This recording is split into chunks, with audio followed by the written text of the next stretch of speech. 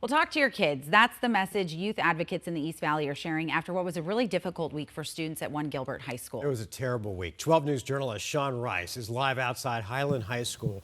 And Sean, the student body there has been through so much this week. Yeah, Mark and Rachel, that's unfortunately correct. From Tuesday to Wednesday, students here at Highland High School experienced a lockdown.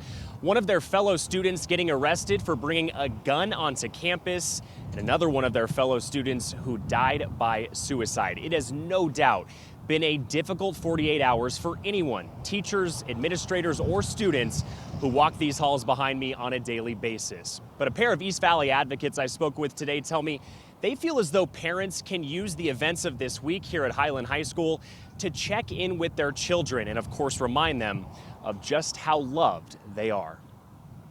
The Halls is a high school student in Arizona. They're crying for help out loud, whether it's through violence, teen violence, domestic violence, self-harm and violence.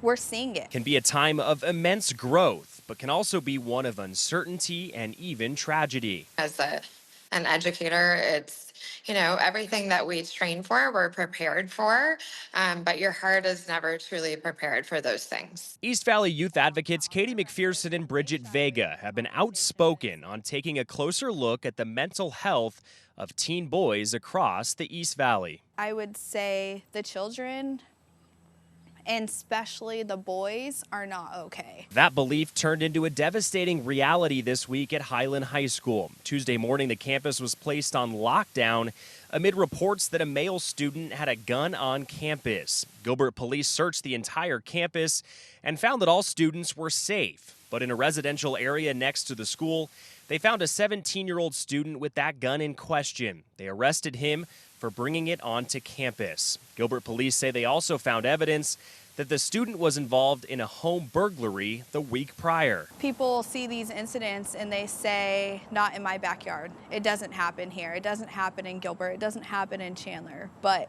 it is, and we continue to see stories tragically continually brought to the light. Just over 24 hours after that arrest, the Highland High community hit with another tragedy. A student had been reported missing Wednesday night.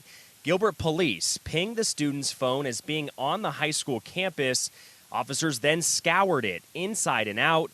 They found the student dead on campus. Police say no foul play is suspected. Community members hear from those in the know that the student died by suicide. You can't even put it into words. It's very hard to describe how devastating it is. That devastation can be used as an opportunity to check in. Parents, teachers, friends can be that steady voice of reassurance for teens. They're not told, I love you. They're not told, I'm proud of you. They want that connection and that they need that emotional support.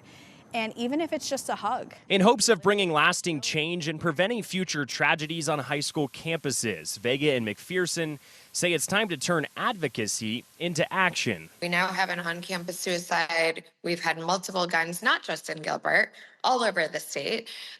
There's no zip code that is held harmless from this, and it is time for the adults in the room to get with it.